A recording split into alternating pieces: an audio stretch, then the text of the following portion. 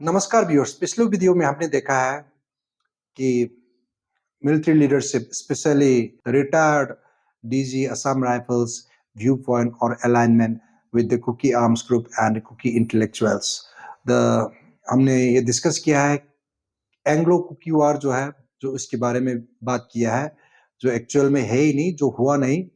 History में there is no record for happening of Anglo Kuki war in 1917 to 1919। इसके बारे में बात किया हमने, और also the signing of Sioux agreements. The Kuki Arms Group leaders, they say the Kuki Arm Group leaders, especially Sioux armed groups, they say it is with the mutual agreement of Government of India, Government Manipur, and the Sioux armed groups. However, हमने देखा है Manipur government को जबरदस्ती इस agreement में impose किया गया है, and they could not do anything because of the central leadership imposing their decision to the Manipur government in 2005 and 2008. और हमने ये देखा है ये कहते हुए कि Sioux camps or Sioux are not a problem by the apex leadership of the Assam Rifles, retired General Nair, ex DG Assam Rifles. और हमने ये भी देखा है the concern of the Assam Rifle top leadership about the Kuki armed groups vis-a-vis the special concern about the Arambai Tangals, so-called Arambai Tangals, which they have been terming as a militia. However, अभी तक भारत सरकार ने या Manipur government ने इनको illegal या terrorist घोषित नहीं किया गया, फिर भी इनकी एक नैरेटिव चलता है। And also they have said, also the retired general has said कि ये एटी जो है इनको यूएनएलएफ पाम्बी फैक्शन के साथ मिक्सअप होने के कारण और अस्पा वैली में नहीं होने के कारण वो लोग कुछ कर नहीं पाया खास इनके ऊपर एक्शन लेने के लिए। हाउएवर हमने ये भी देखा है जबकि अस्पा जो है हिल्स में है, अभी भी हिल्स में अस्पा इज इम्पोज, फिर भी कुकी आर्म्स ग्रुप के साथ illegal immigrants Kuki arms group के साथ जो मिक्सअप हुआ है सू ग्रुप्स के साथ, उसके बारे में ना इनने कुछ एक्शन लिया है और ना उसने कुछ बताया है। ये भी एक भेदभाव आपको देखने को मिला। So this is the similarities और thought process or mindset alignment of the top leadership of perhaps the government of India and the military leadership in India. आज मैं 3 पॉइंट और कवर करने की कोशिश करूंगा। वो 3 पॉइंट होंगे, कुकी इंटेलेक्चुअल्स भी कहते हैं कि ड्रोन्स का अटैक नहीं हुआ है।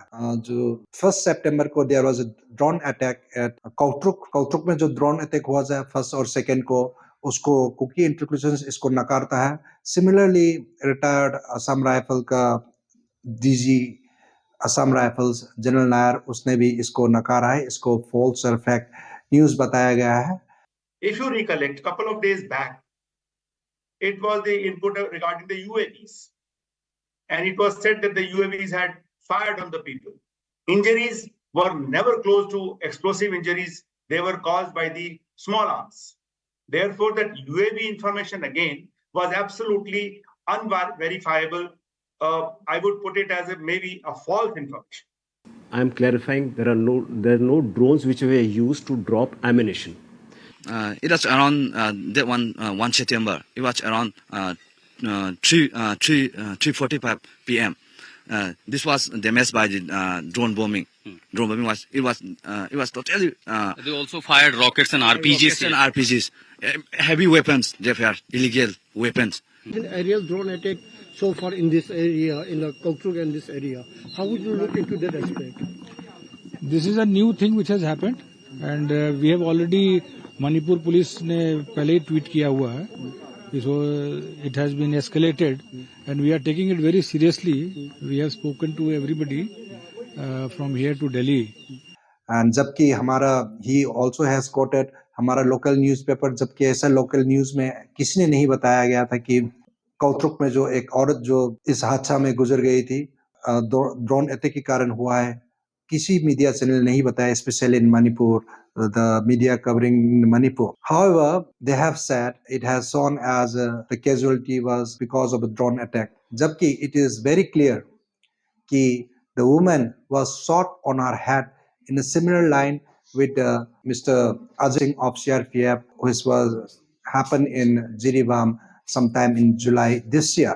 ये एक narrative जो है जो असम राइफल का especially I cannot say about the present new incumbent DG Assam Rifles. He has not make any statement in public. फिर भी जो रिटायर हो चुका है जो असम राइफल 2 DGAR, इनका कहना है कि ये एक मिस इन्फॉर्मेशन है, ड्रोन से किसी का कैजुअलिटी नहीं हुआ, ना ड्रोन यूज किया है, इनके ये कहना है। जबकि मणिपुर पुलिस, इसको प्रेस कॉन्फ्रेंस में भी बताया गया है और public who are on ground इनने भी देखा है, इनकी ग्राउंड रियलिटी को नकार के कुकी इंटेलेक्चुअल की एक नैरेटिव लेवल के साथ जाने को साथ जाते हुए हमने देखा है। और उसके बाद 5 और 6 को रॉकेट या मिसाइल लॉन्च हुआ और इसके कारण श्री रावई का हत्या हुई। On the spot, he was dead at Moirang in one of the ex-chief minister's residence.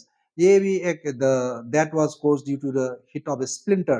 ये एक मिसाइल या रॉकेट या मिसाइल कह लीजिए आप, उसकी स्प्लिंटर से हिट करके उसका श्री आर के रावई का मौके में मौत हुआ। ये भी इन्हें नकारा है। इनका कहना है कि ड्रोन भी यूज नहीं किया गया और मिसाइल्स या रॉकेट भी यूज नहीं किया गया। ये कुकी इंटेलेक्चुअल से बोलता है, कुकी आर्म्स ग्रुप भी बोलते हैं।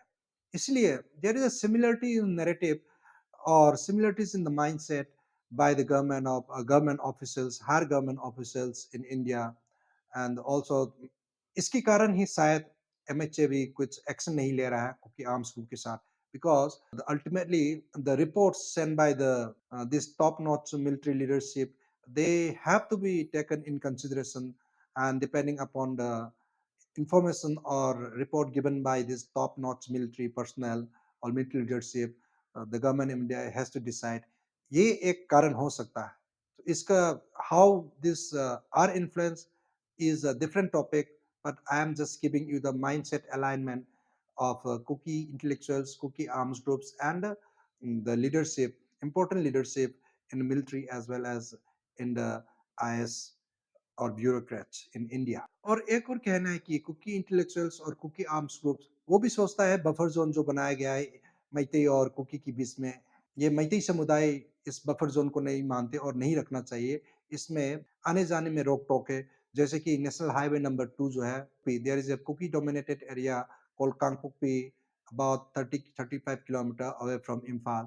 वहाँ पे बके चेकिंग होता है by the Kuki communities कि मैतेई समुदाय का कोई बस में या किसी वाहन में ट्रेवल नहीं कर रहा है, and this use of this national highway is absolutely banned by this Kuki community, and similar is the case in NS 37 also, which goes from Impal to Jiribam. So Meitei समुदाय के लिए बहुत बड़ा प्रॉब्लम होता है इस creation of artificial buffer zone.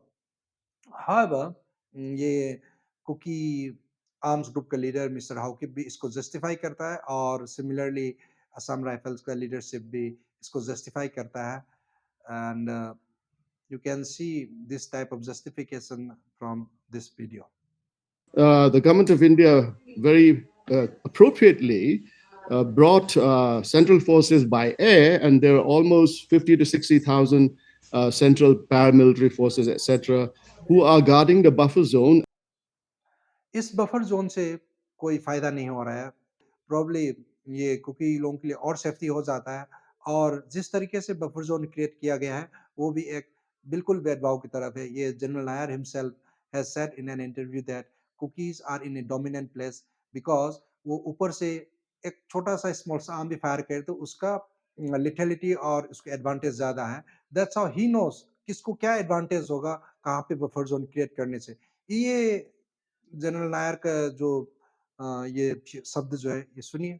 For the cookies, the advantages, like I said, they're in the foothills or in the hills. So they can use some of the indirect firing weapons or even normal small arms, which are more effective from higher reaches.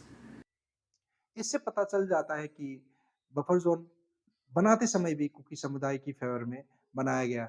Otherwise इसको ये the buffer zone जो है एक पहाड़ की उस तरफ एक रिज लाइन छोड़ के ऊपर सिक्योरिटी फोर्स लगाता है तो कुकी समुदाय ऊपर नहीं आ पाता है। एंड ऑल्सो अभी जो जितना एडवांटेज इनके साथ रहता है वो भी नहीं हो पाता। फिर भी they did not consider this feasibility.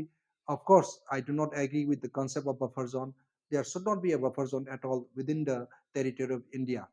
ये सब कहता है कि ये सब क्या सजेस्ट करता है? There is a possibility of alignment of thought with the Kuki Arms Group and the military leadership, some of the military leadership and the bureaucrat leadership in India. Thank you very much. आपने यहाँ तक video को देखा है. Please like, subscribe and share this video and please promote. It takes a lot of video बनाने में काफ़ी मेहनत करना पड़ता है, इसलिए please like, share and subscribe this channel.